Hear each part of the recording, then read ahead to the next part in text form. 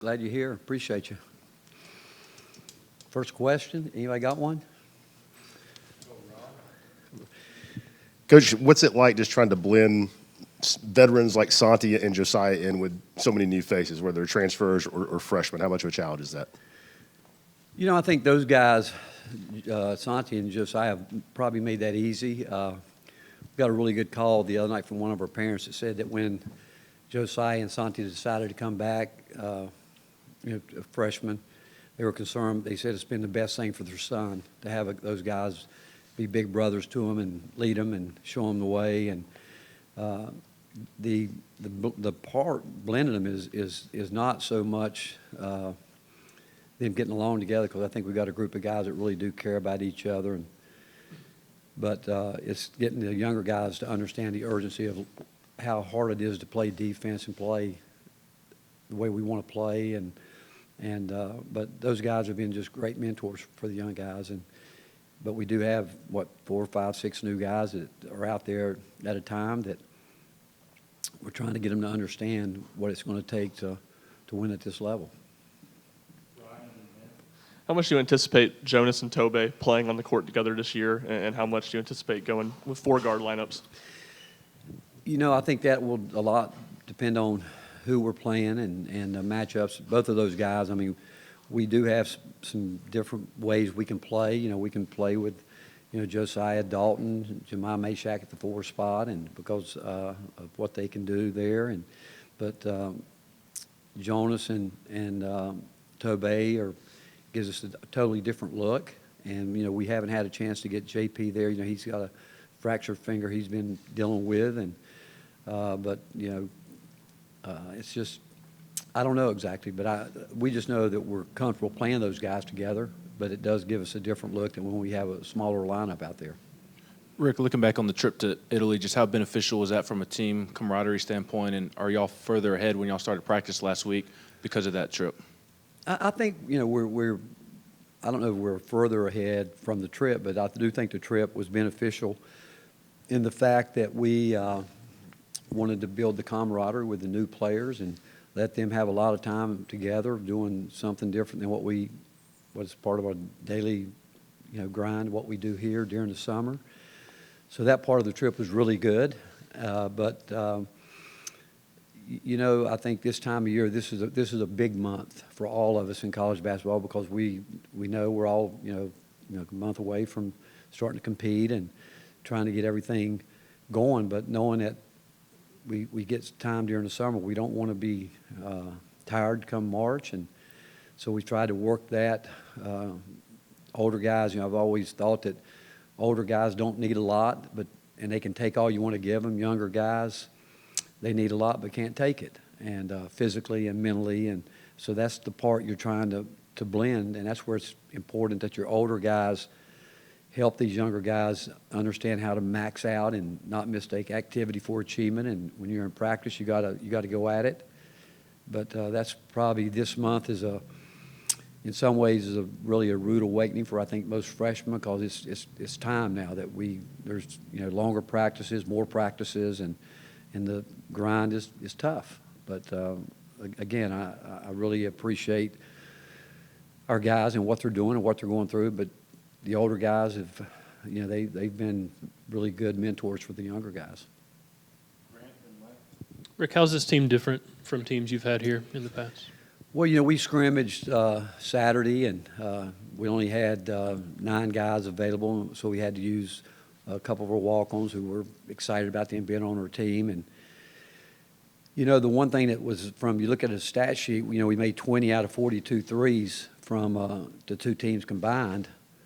But I really believe that the defense was such that I think I could have got off a couple threes, and I can't even do it anymore. But it's hard. I mean, Cam Carr told me he's never been so tired in his life playing the first 4 minutes of that scrimmage in terms of the pace at what was playing. And again, there's no subs. So a lot of guys will, and we only win a 32-minute game. That's what we went for 32 minutes. But the fact is that we've got I know we have more depth on the perimeter than we've had since we've been here. And up to this point, we've shown that we can shoot the ball, but I just know that we've got a long way to go defensively. But the fact is, these guys have proven to us that they want to work and they want to be good. And there's definitely a difference right now with the older guys in terms of the tempo and the pace we want to play with compared to the younger guys. But actually, at the end of practice yesterday, I thought there was a glimpse that I'll be able to show these guys today before we do get on the floor that they can do it, because they started playing with the speed and moving the ball the way we wanted it done. Some good cutting action, some random type basketball that we want to play with, and so we just got to continue to build each day. You referenced that depth on the perimeter. With that, how important is it that guys like Dalton and Jahmai do learn how to play the four, just to balance out some of that? Well, Jahmai can do it. I mean, he's done it. I mean, he's basically just played every position like Josiah since he's been here. So he'll play any of those positions. And then Dalton learning the whole system, and not just the two wings pretty much do the same. Point guard obviously is a difficult position to play, and the four with him is different than the way Tobey and Jonas would play in some ways. But learning the organization side of it, understanding that they've got to understand what we're trying to get done out there, and get comfortable with the movement patterns that we want, both offensively and defensively. And I tell our guys all the time, with our defense, it's as much a play as you run as you do with offense. And he's got Dalton's got terrific offensive instincts, and so I think he should have them on the defensive end. It's a matter of a mindset, and he's working at it. I think he would tell you one of the reasons that he came here was he knew that he wanted to get better defensively. And when we were recruiting him, there's no doubt he's going to help us tremendously on the offensive end, but he also knows what we expect from him on the defensive end, and he's point blank has told me, he said, "Coach, that's why I came here, because I want to be able to learn how to play defense the way that I think it should be played." And so that's fun going forward, because he's got a chance to just get so much better. But he is having to learn a lot quick, but he's embraced it. He's not afraid of it, and it's just a matter of him getting better with it. With all the going back to Tobey, with everything that went into last season and then the experience that he got over the summer, what sort of expectations are you looking forward to the jump from year one to year two? Well, he's a much different player right now than he was. His confidence is totally different. And Tobey was a player that no one's ever ran a play for him. Tried to play through him. We've obviously tried to work doing things with he and Jonas, because we think they both have skills that we can take advantage of, and it's up to us to get them in positions where they can be effective. But Tobey's rebounding, it's just a great talent. It's something that he has an unbelievable passion for. He's got great instincts for it, but he's also he's gotten better in so many. There's not an area that he hasn't improved in. I think what he did with USA Basketball was a big confidence booster to him, and he. Again, I just think he's got an incredible future ahead in basketball for himself, and one, because he works so hard. I mean, it really matters to him, and he is learning a lot of things right now and he's being asked to do some things that I'm not sure. Well, we didn't ask him to do them a year ago, but we're asking him to do more and be more of a force on both ends, and we think he can shot block if he wants to, if it's in his mindset, because he's so quick getting to the offensive boards. He ought to be that quick getting off the ground to go block shots. And then offensively, we think if he'll get himself off the ground as quick as he can, again, going to offensive rebounds, he ought to be able to do that with the ball in his hand too. Coach, in the back, who do you see taking up that number one backup role for the point guard position, or if Zakai's unable to go, the starting point guard position? What I would say, and I said it to the team almost every day, but I know I said it to them 2 days ago. I'm not really concerned about who's going to start the game. I told them, I said, I'm trying to figure out who we can finish it with.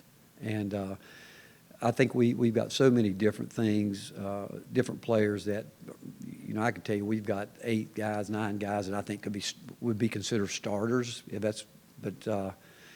I'm again, like I said, the honest answer to that is I don't know. how it's going to play out right now because we haven't had the whole team. You know, Zakai's not back out there totally. He's doing a little bit right now. I would say that I think Chad and Garrett would probably tell you they think he's probably ahead of schedule, but he has done a little bit, start of practice each day, and then we back him down. Now, if it were up to him, he'd practice the entire time, but we won't let him. Tobey's been out a couple days with a concussion protocol, and JP hasn't really done much at all since we started here regular season, and DJ's missed the last couple practices just due to the fact that he hasn't lived up to what we want him to do in all facets of the program.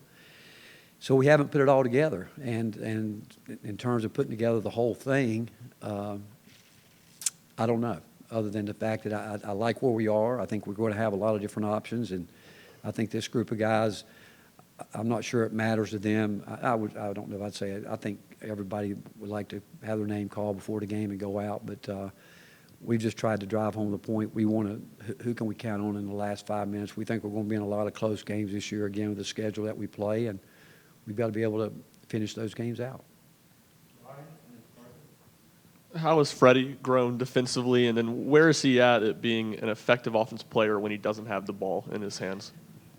Great question. I think he's gotten better in all those areas. I think that he is finding out, again, you know what, where he is right now reminds me so much of where Kennedy was. You know, had been asked his whole career to have the ball in his hand and just go create offense. Find a way to, you know, come off a screen, go create some offense for your teammates, and shot clock gets down, just get a shot up. And but he's playing, he's learning how to play, but you know, he's got a great attitude about it.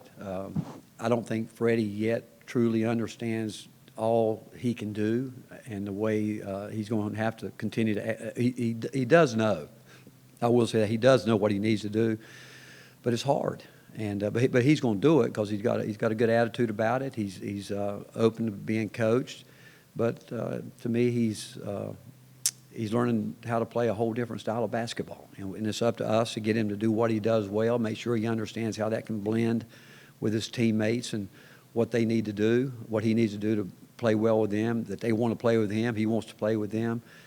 Defensively, again, he goes through it like most young players. You know, they lay on screens. You know, they don't realize how fast the game is from going from one play to the next play to the next play to the next play. Young guys normally make one play, then stop. Then they get to where they make 2 plays and stop, then 3. So it's a matter of getting a mindset that you've got to play the possession. You've got to end the possession. And he's gotten better with it every day. But, I mean, I would say it not only any of the young guys, certainly, they've got a long way to go to still understand just how hard it is to play the game the way it needs to be played from a cardio standpoint.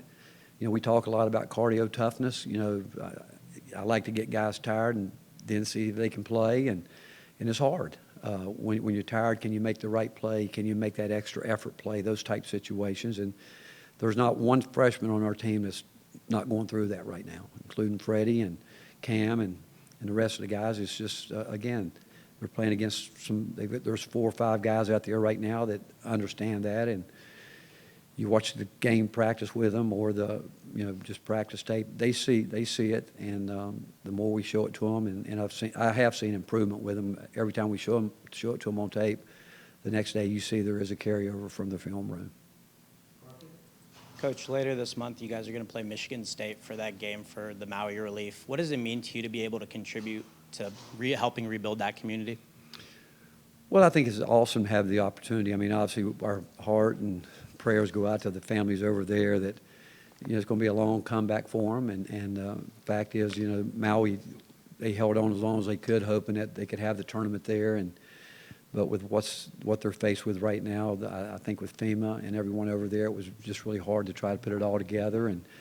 But the fact is, you know, Maui's been a big part of college basketball for a long time. A lot of great memories and have come out of that tournament. And the fact that they need help, and when it came about and we called Michigan State, there was no doubt in my mind. If you know Tom Izzo, I mean, there was no hesitation. You know, yeah, that's the right thing to do, and they'll sell it out. It'll be a great crowd there. I mean, they have one of the great fan bases in the country, and certainly have great respect for Tom and what he's done through the years, but I think we're both, and the fact we're in it this year, it's just, it's neat that we can play a small part in trying to help that community be built back. Coach, I know you've been doing this a while. Have you had a father-son combination like Justin and Jordan before with staff and player? And what have you found out about Jordan as a player since you got? You know, Rob, I don't think I have really. Maybe a walk-on or something like that, but certainly from a player standpoint, I mean, Justin should be a proud dad, but, you know, he always kind of low-keyed that. But from the time that, I tell the story from the time that Jordan started hanging around here when he first went off to college at U.S. upstate, Spartanburg, he would come to the gym and he'd work out with Jordan Bowden and Lamonte Turner. And I can tell you they all said, Coach, if he ever did want to transfer, we would want him to be in our program. And you know, when he decided it was time that he was going to do that, I think Justin would probably tell you, I was the one that said, we have to have him. You know, it's either him or you decide, you know. Not really, I didn't say that. But the fact is, we knew we wanted him, and I wanted Justin to know that. And I said, you know, we'll recruit him. You don't have to let us recruit him. And Jordan had the opportunity to go to a lot of places. And I think because of it, you know, obviously the love he has for his family, and they're a close-knit family, but he's much more than what we thought. We knew he could shoot the ball. There was no doubt. But he's much more than that. He understands it. And it's going to be fun watching him continue. I mean, I've watched him now.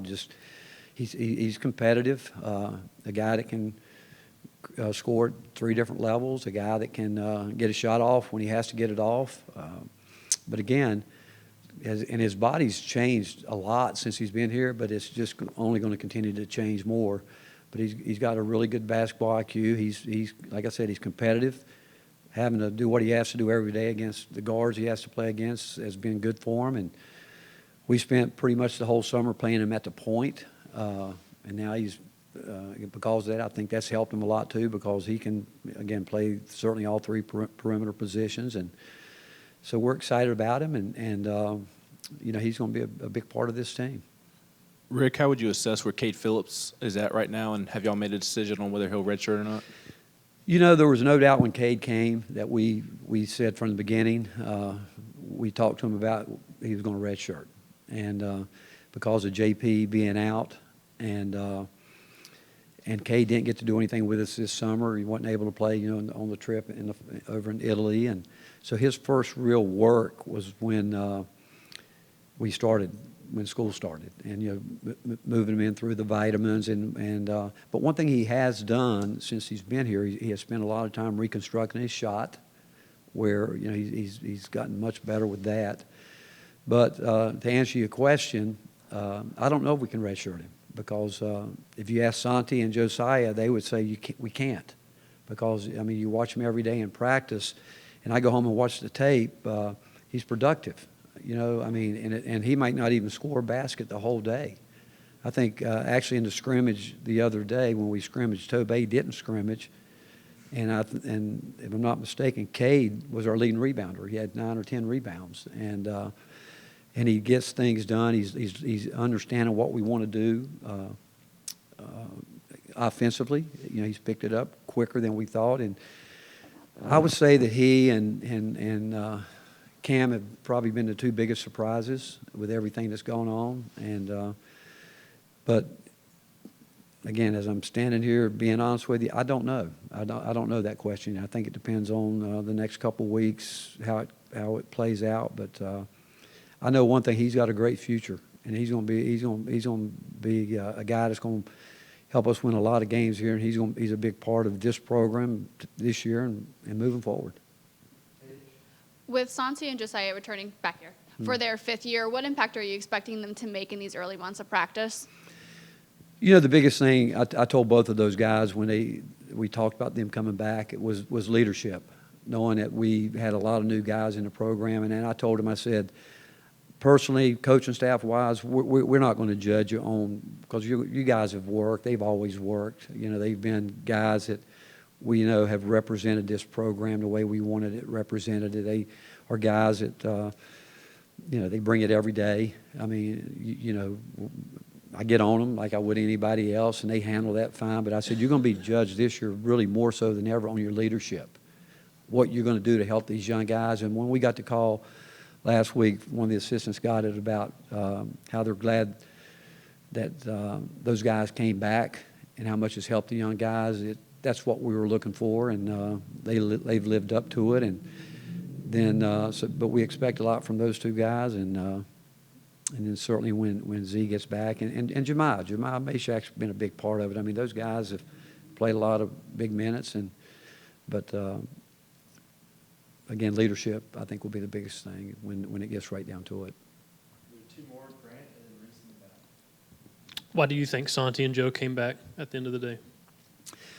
Well, the good thing about them getting to go out and experience what they can experience through finding out what they need to do, I think both of them, and I think anytime someone comes back like that, I think it shows a lot of maturity in the fact that they ask questions.